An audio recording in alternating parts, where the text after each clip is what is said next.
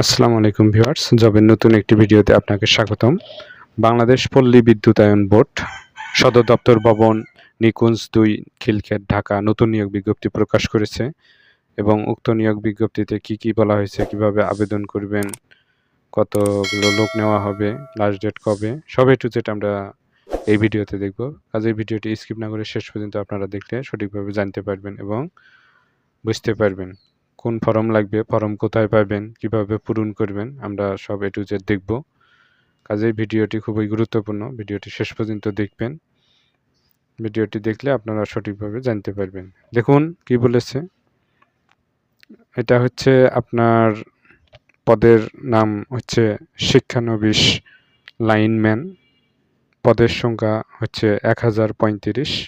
অনেক বড় post, শিক্ষানবিশ lineman.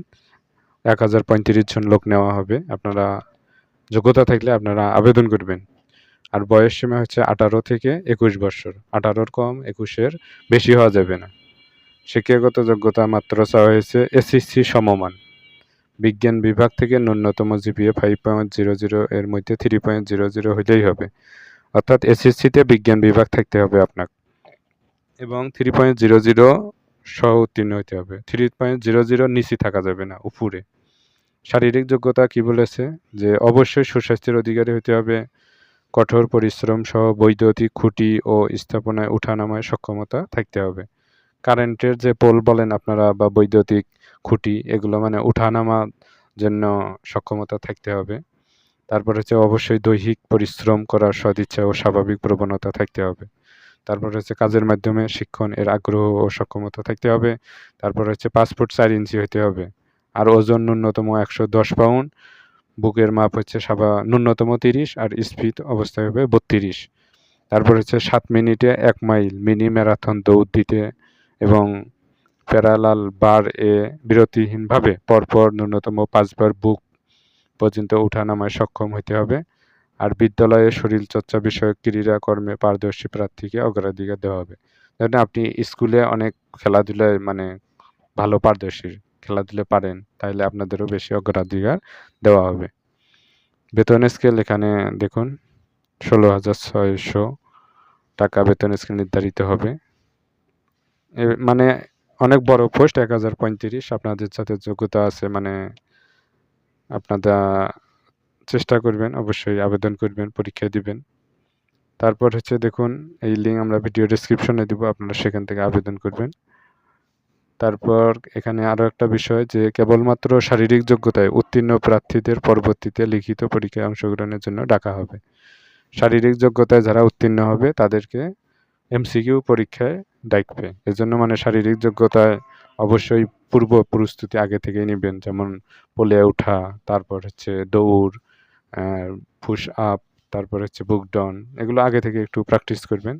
এগুলো পরীক্ষায় শারীরিক যোগ্যতায় যদি আপনি উত্তীর্ণ হন তাহলে আপনাদের এমসিকিউ পরীক্ষার জন্য ডাকবে ওরা। তো এভাবে আরও একটা গুরুত্বপূর্ণ বিষয় এখানে তারা বলেছে যে কোন কোন জেলাগুলো করতে পারবে বা করতে পারবে না, কখন কোথায় উপস্থিত হতে হবে। দেখুন, শারীরিক পরীক্ষায় অংশগ্রহণের জন্য আবেদনকারীদের উপস্থিতির সময়, তারিখ ও আবেদনপত্র সহ উপস্থিতির স্থান 19/5/2026 খ্রিস্টাব্দ সকাল 9 ঘটিকা। তারপর হচ্ছে স্থান দেখুন, এটা হচ্ছে 19/5/2026 তারিখ সকাল 9 ঘটিকা। এখানে প্রার্থীর নিজ জেলা দেখুন, সব জেলা আছে বা নাও থাকতে পারে। ওকে, 64 জেলায় রয়েছে, আমরা যেটা দেখলাম 64 জেলায় আছে। আপনারা 64 জেলার প্রার্থীরাই আবেদন করবেন। তাহলে ঢাকা, মানিকগঞ্জ, টাঙ্গাইল, এক কথায় যে যে জেলাগুলো আছে, ঠিকানা কোথায় মাঠ হবে, তারপরে হচ্ছে 19/5/2026 সকাল 9টায় এই ঠিকানায় আপনাকে যেতে হবে। এখান থেকে যদি আমরা ধরুন একটা জেলা বাছাই করি, ধরুন এই যে গাইবান্ধা জেলা, ক্রমিক নাম্বার 41, প্রার্থীর নিজ জেলা হচ্ছে গাইবান্ধা, এটা সাপোজ বোঝানোর ক্ষেত্রে। তাহলে প্রার্থী যে সমিতিতে আবেদনপত্র সহ উপস্থিত হবেন, উক্ত সমিতির ঠিকানা গাইবান্ধা পল্লী বিদ্যুৎ সমিতি, তুলসীঘাট, গাইবান্ধা। তাহলে গাইবান্ধার যারা আপনারা প্রার্থী আছেন, তাহলে আপনাদেরকে এই যে 19/5/2026 তারিখ সকাল 9টায় এই স্থানে উপস্থিত হতে হবে, অর্থাৎ গাইবান্ধা পল্লী বিদ্যুৎ সমিতি তুলসীঘাট গাইবান্ধা, এখানে আপনাকে উপস্থিত হতে হবে।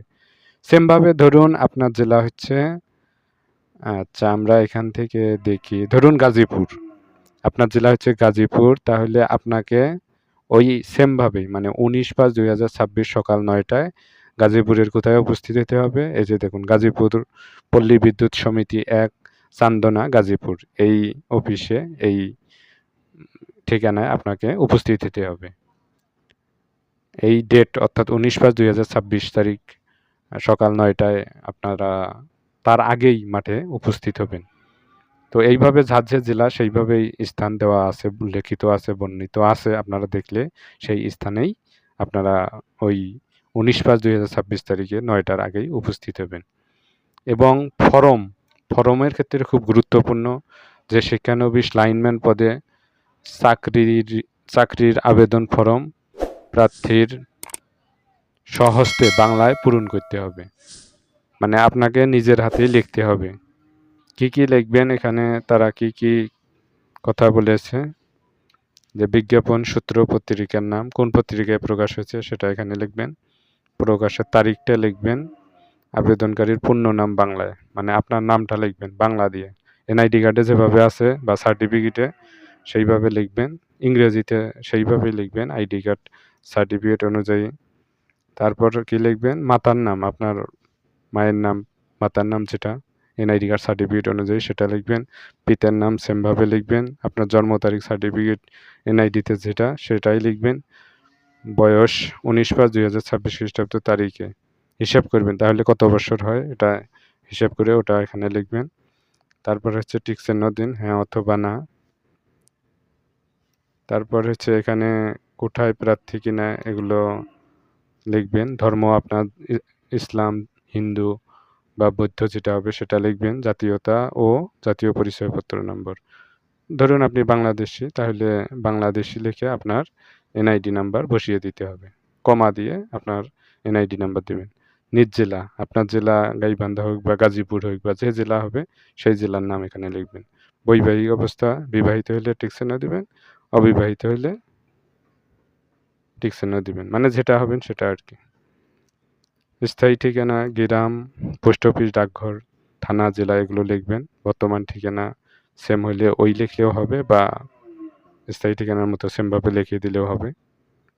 এটা পুরো মানে পিডিএফটা আমরা ভিডিও ডেসক্রিপশনে দিব, আপনারা সেখান থেকে অবশ্যই ডাউনলোড করবেন। ডাউনলোড করে এটা কম্পিউটারের দোকান থেকে বের করবেন এবং স্বহস্তে নিজের হাতে লিখবেন, লিখে যেদিন পরীক্ষা দিতে যাবেন সাথে করে নিয়ে যাবেন। পরীক্ষার নাম GSC, SSC, HSC, honours degree এগুলো যেগুলো আছে শিক্ষাগত যোগ্যতা এগুলো দিবেন এখানে। বিজ্ঞান বিভাগ, সায়েন্স, এসএসসি এগুলো দিবেন। শিক্ষা প্রতিষ্ঠান কোথায় থেকে পড়াশোনা করেছেন, কি পয়েন্ট পেয়েছেন, সার্টিফিকেট, ডিগ্রি অর্জনের বছর, সালটা কত এটা এখানে দিবেন। এগুলো সুন্দরভাবে সঠিকভাবে আপনাকে ফিল আপ করতে হবে, ভুল করা যাবে না, কাটাকাটিও করা যাবে না। এজন্য আগে থেকেই মানে পূরণ করবেন। দরকার পড়ে একটা ফর্মের জায়গায় 2টা ফর্ম নেবেন। প্রবেশপত্র, প্রার্থীর রোল নাম্বার এখানে থাকবে, এটা অফিস থেকে পূরণ করবে। পরীক্ষার তারিখ, তারপরে হচ্ছে সময়, কেন্দ্রের নাম, ঠিকানা এগুলো। তো সঠিকভাবেই নির্ভুলভাবে এই ফর্মটা আপনারা ডাউনলোড করে আপনারা পূরণ করবেন, কোনো প্রকার ভুল করা যাবে না। এই যে ইলেকট্রনিক ডিভাইস এগুলো থাকা যাবে না। পরীক্ষা শুরু 30 মিনিট আগে উপস্থিত হতে হবে। প্রবেশপত্র ছাড়া পরীক্ষায় অংশগ্রহণ করতে দেওয়া হবে না। পরীক্ষার দিন অবশ্যই এই প্রবেশপত্র সাথে আনতে হবে, এগুলো খুবই গুরুত্বপূর্ণ। সব কিছু বুঝে শুনে সঠিকভাবে আপনাকে ফর্ম পূরণ করতে হবে এবং উক্ত সময়ে যেদিন যে স্থানে ডাকা হয়েছে সেই স্থানে আপনাকে সেই সময়ে যেতে হবে।